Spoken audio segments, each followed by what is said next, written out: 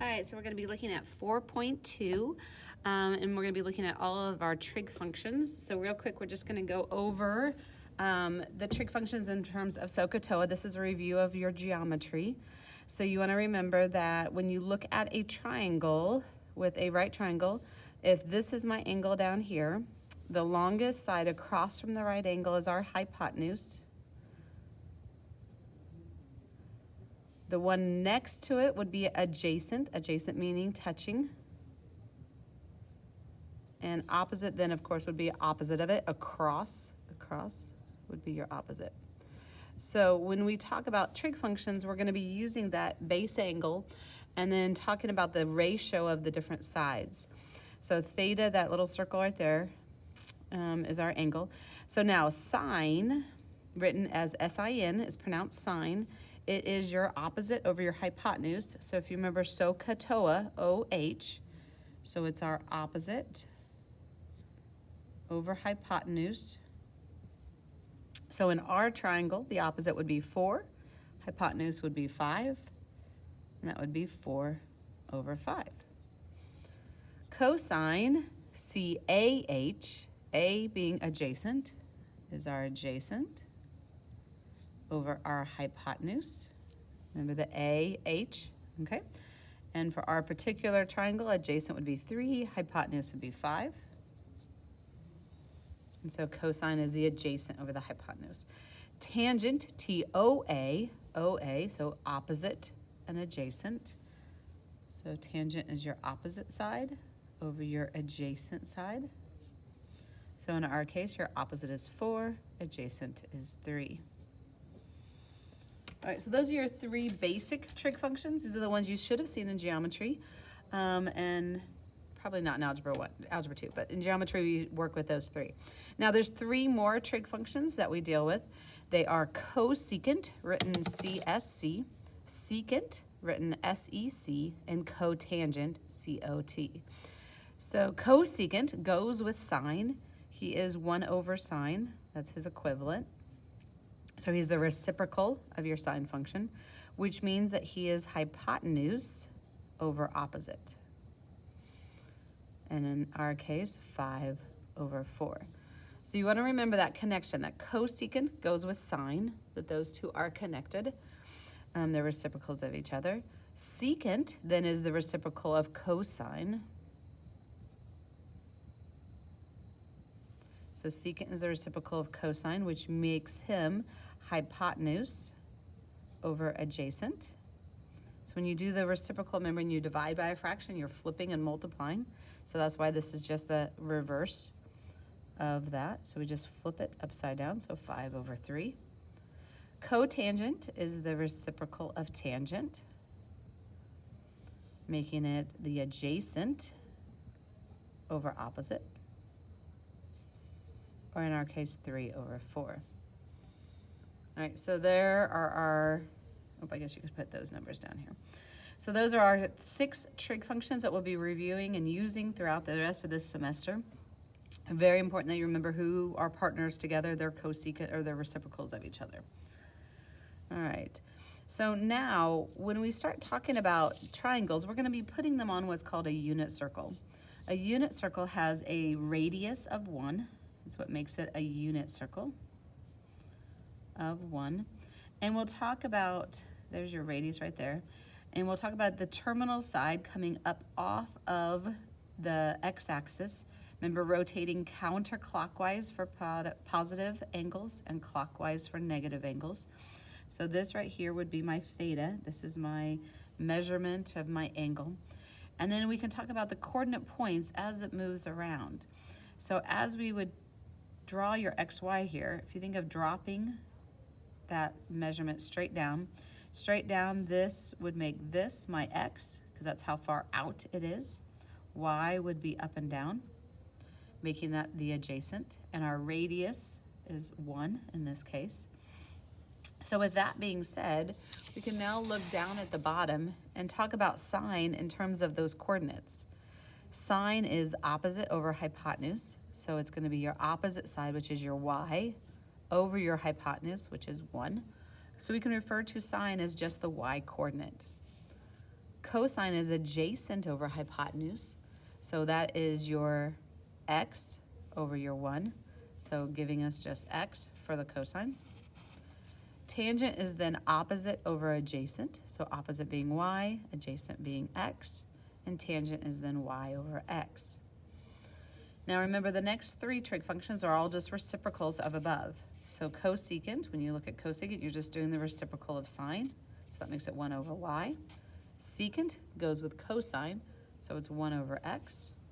And cotangent is the reciprocal of tangent, so you flip it, making it x over y. Now, once I make them rational fractions, you need to worry about that denominator equaling 0. So that's why you'll see these little notations over to the side that we don't want this. This doesn't exist when y goes to 0 or x goes to 0 or and so forth. So we don't want that denominator to go to 0, causing us problems in there. Okay. So this being said, you'll see some practice problems where they'll give you values. So they might give you and say that I've got a circle and I've got a coordinate point of, say, 2, 3, and then they want you to evaluate sine at that value. So sine of t would be just 3, because that's the y value. Cosine of that t would be 2. So you can just use the coordinates as your sine and cosine values. All right, so then we're going to use that same idea moving on to the quadrantal angles. So if you think of your quadrantal angles, they are your ones going around your coordinates. So your first quadrant angle is 0.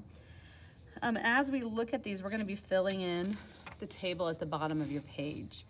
So we're going to go ahead.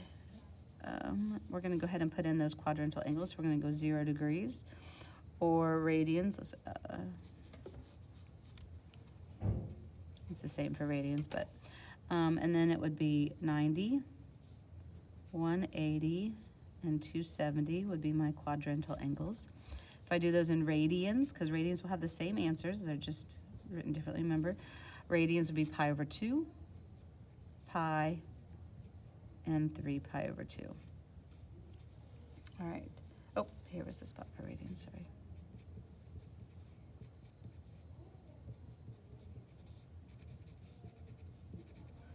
All right. So as we look up at, zoom out a little bit so you can see both. Okay. So if you're here at 0, 0, 0, what are the coordinates? Well, you are 1 away. So that coordinate would technically be 1, 0.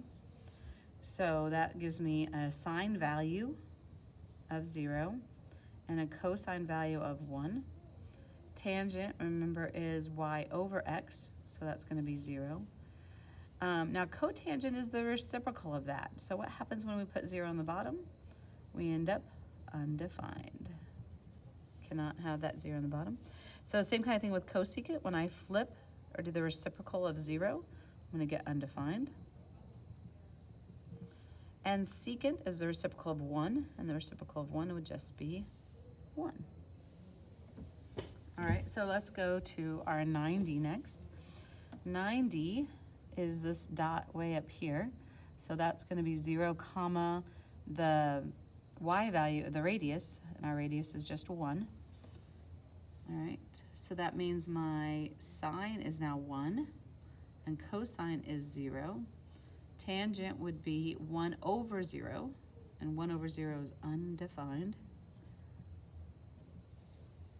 Cotangent is the opposite way. Cotangent is the x over the y, and 0 divided by 1 is okay. 0 divided by 1 is 0. You can take 0 pizza and divide it between people, but you can't go the other way. You can't divide, you can't have matter dissipate and being dividing by 0. Cosecant is the reciprocal of 1, which is 1. Secant is the reciprocal of 0, which is going to be undefined.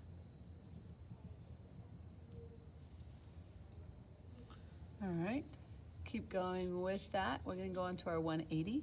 So thinking about where is this coordinate as we come over here? Well, it's going to be negative 1, 0, because we've come backwards. So that coordinate of your x is going to be -1, so that's going to give me a -1 for my cosine and a 0 for my sine.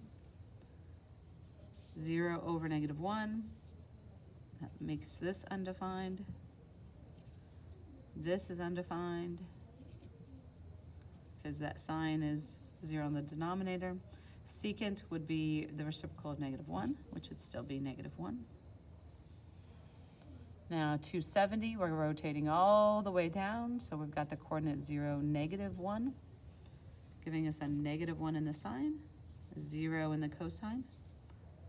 Undefined for the tangent because it's -1 over 0.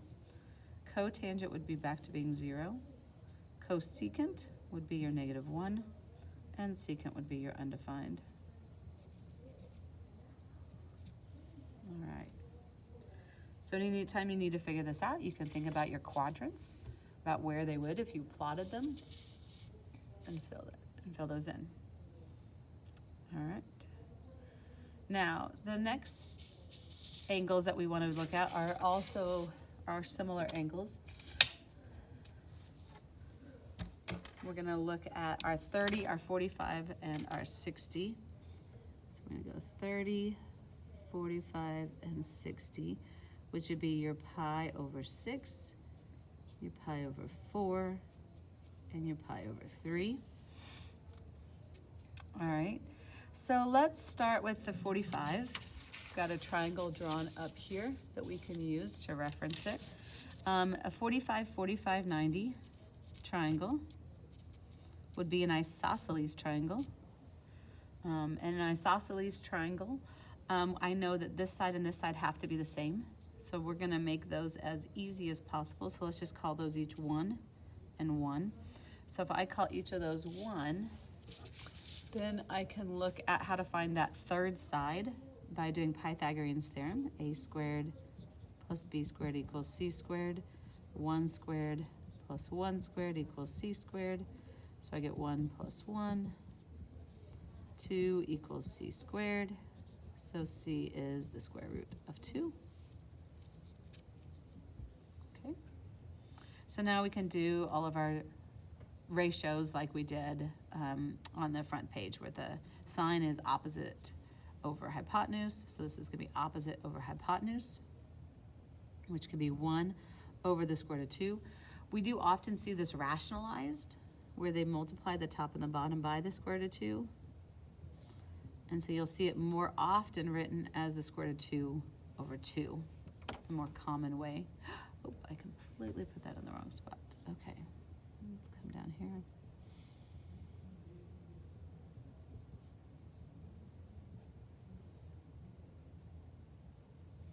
All right, I'm getting all kinds of mistakes today.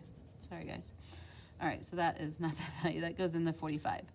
Now, cosine's going to be adjacent over hypotenuse. And notice that the adjacent and the opposite both give us the same values. So again, it's the square root of 2 over 2. Tangent is opposite over adjacent. So as I look here, opposite over adjacent would be 1 over 1, or 1. Cotangent is the reciprocal of tangent, so we just flip that. Cosecant is the reciprocal of this one. So think about flipping my original. 1 over square root of 2 flipped upside down would be square root of 2. And secant would be the same thing, because it was the same value flipped around. Okay, so that's our 45s. Now for the 30, 60, 90, we're going to take an equilateral triangle, and we're going to slice it right down the middle. So if I cut that right down the middle, I get a 90-degree angle. In an equilateral triangle, all of the angles are 60. And so this together would have been 60, making each half 30. Because if you split it right in half, so if I drop that altitude. Okay, so what we're gonna do, so that gives us a triangle that has a 30, a 60, and a 90 for our things. So then we can get our 30 and 60. Now, if it's an equilateral, then we know all 3 sides are the same. So I know this side, and this bottom side are all the same length. I know on the bottom I'm gonna have to cut it in half. So I'm gonna go ahead and make them 2 on each side, so that when I cut it in half, I can have just a 1, okay? So that gives us a length of 1 for that side, 2 for this side. I need that third side. So I'm going to do a squared plus b squared equals c squared again. That b squared in this case is 1. C squared is 2, because c is the hypotenuse. And that gives us a squared plus 1 equals 4. So a squared equals 3. And a is the square root of 3. So that inside is square root of 3. All right, so this gives us the ability to start working with these angles. So now if I look at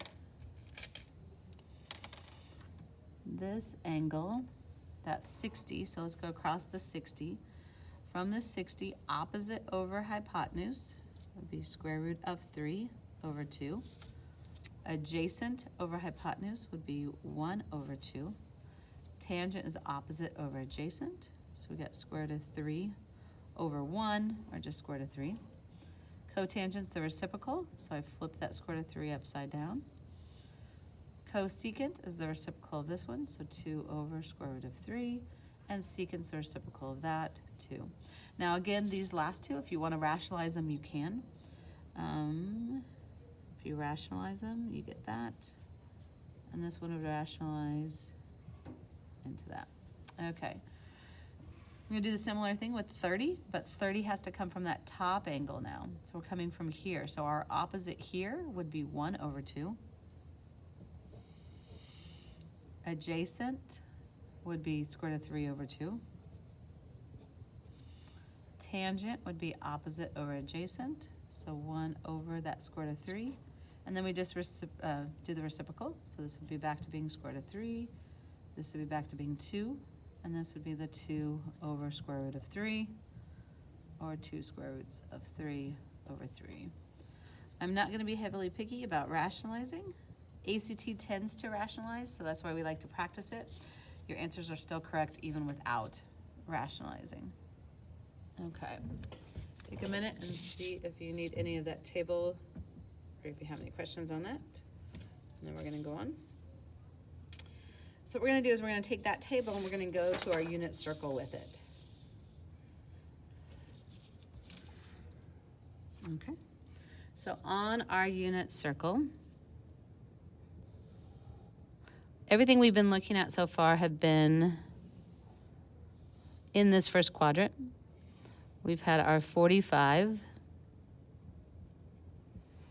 We've had our 30 and our 60. Okay. Now with those, we want to talk about that table. We're going to use that table to kind of label what those pieces then would be. So if you think of what are the coordinates of that 30, that coordinates would be square root of 3 over 2, comma, 1/2, because that would be your cosine value. I'm looking at my table. My cosine value, comma, my sine value, because cosine is the x, sine is the y. 45 would be square root of 2 over 2, comma, square root of 2 over 2. Your, again, cosine value, sine value. Sine of 60 would be your 1/2, and then square root of 3 over 2. Remember this one right here is our 1, 0, and then straight up here would be 0, 1. And so the table we've filled in has pretty much been that first quadrant. As we move in farther, we're going to start moving these quadrants around, or we're going to start filling in other parts. With that 30, let's go ahead and put our pi over 6, our pi over 4, our pi over 3, 0. This is our 90, our pi over 4. Oh, sorry, pi over 2. All right. So some of your homework is going to be problems where you're just going to fill in, finding these different values. And then what we're going to do is expand our circle out and see what happens when we rotate into the other quadrants. So we're going to talk just a minute about how we fill in the rest of this table. So if I come straight across and straight down, that gives us our 180 and our 270, which is your 3 pi over 2 in your pi. Now, when you build these other quadrants, you're going to come back up off the x-axis. So you always want to come up off the x-axis. So this first line here is 30 up. We're going to do 30 up also over here. So, but if I do 30 away from 180, it's going to be 150. So the 150 is what we call a reference angle. It's how far up it is from that. And 150 is then going to have the same features that this one has over here. So the 150 is going to have those same values, except the x is going to change to be a negative because you're going backwards instead of forwards. So this is going to be negative square root of 3 over 2, but still up 1/2. Okay? The 45 in this direction would be 180 minus 45. So we're going to go 180 minus 40 would be 140 minus the 45 would then be 135. And that's going to be the same values that we had here, except the first one being negative because we're going backwards. And then up. And then we could go 60 in this direction. So 60 away from my 180 would be 120. And it's going to be the same values again, but with negative.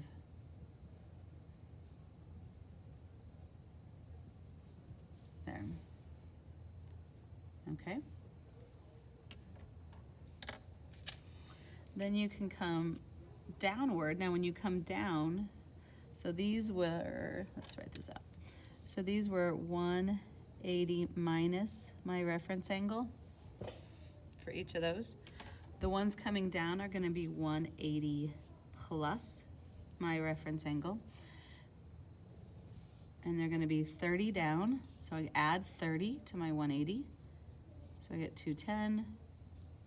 And then those will again match my 30 answers. So it's still going to be square root of 3 over 2 and 1/2.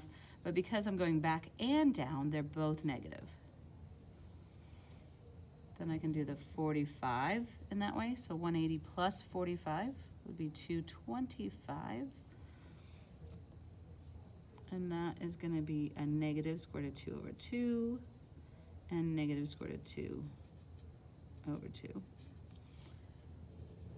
And then we have our plus 60, which will be 240. And it's going to be a negative 1/2 and the negative square root of 3 over 2. So we take those same coordinate points, but now they're both terms are negative because you're down in that piece.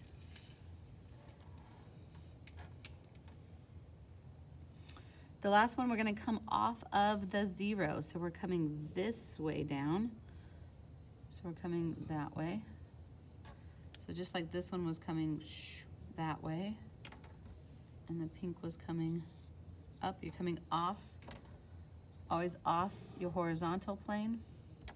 So these are going to come 30 down. So you're coming from the 360 essentially.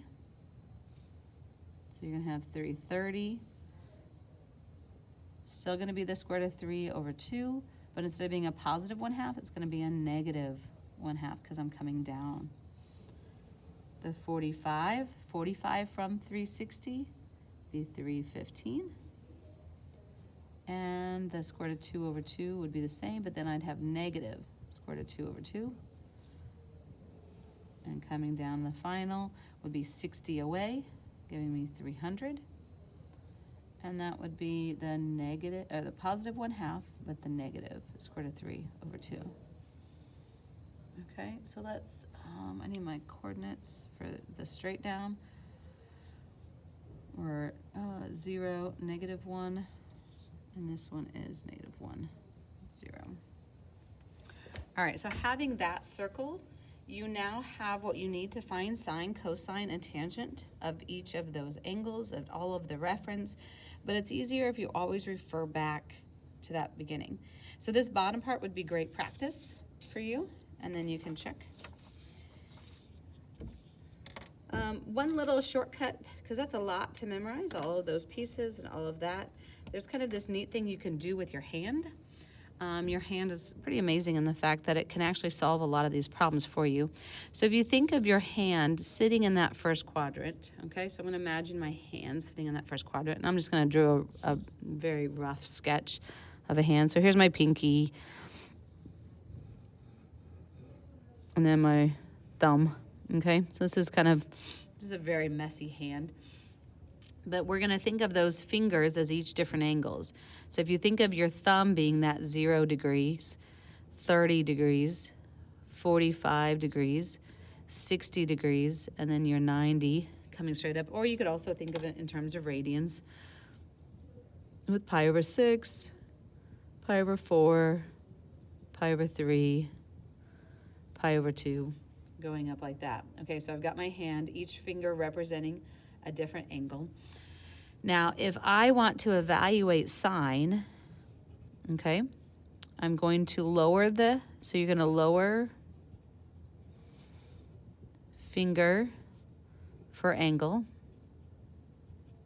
So if I wanted to find sine of 30, I'm going to put down that 30-degree finger. If I want to find sine of 45, I'm going to put down the 45-degree finger. 60, I'm going to put that finger down. And then you count how many things are left.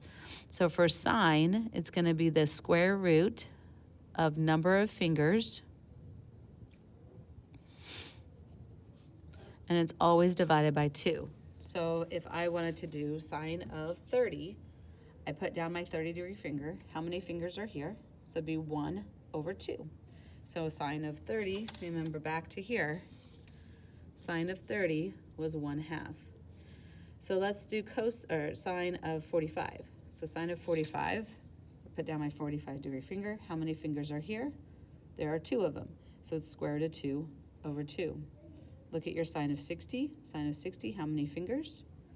There are 3. So if you look down your sine, look, square root of 3 over 2. So I got 3 fingers. It even actually works for the quadrants. If you put in 0, how many fingers are to the other side of my finger? 0. And notice sine of 0 is 0. 90 would be my pinky. Square root of 1, 2, 3, 4. There's 4. Square root of 4 is 2. 2 over 2 would give me 1. So it's just kind of fun how the fingers can help you find those, so I can go a little bit faster without having to memorize. Cosine works similarly. With cosine, though, I'm going to count the other way. So cosine's going to count this side. So it's still the number of fingers, but it's on the back side, and it's still divided by 2. So cosine of 60, or 30, say, cosine of 30 would be here. And now I count this way instead of the sine way. So cosine, you count this direction, so I'll count the 3. And if you notice on cosine of 30, so cosine of 30 is that square root of 3 over 2. So that was 30 down, square root of 3 over 2. Cosine of 45, notice is 2, because you've got 2 fingers up. Cosine of 60, you have 1 finger up, so it's 1 finger over your 2. So cosine's the same idea, you just are counting the opposite way. You can even finally do tangent. Tangent, you use both. You count this way and this way, so you got to count both sides, and it's the number of fingers divided by the number of fingers, and you have to square root both. But this is from thumb and from pinky.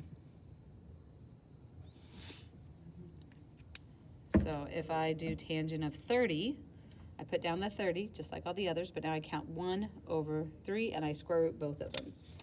So look at that tangent of 30 is square root of 1 over square root of 3. Remember, square root of 1 is 1. We get that 1 over 3. All right. What about 45? So if I put down 45, I get square root of 2 over square root of 2. Square root of 2 over square root of 2 is 1, so that matches. What about this one? So it's tangent of 60, square root of 3 over square root of 1. So square root of 3 would be square root of 3 over the 1. So those match. Then the other 3 are just a reciprocal. So once you have these 3, you can go backwards of any of them, just flipping them upside down. So cosecant would be 2 over the square root of fingers. Cosine, or secant would be 2 over the square root of fingers from the pinky side. So that is the hand trick.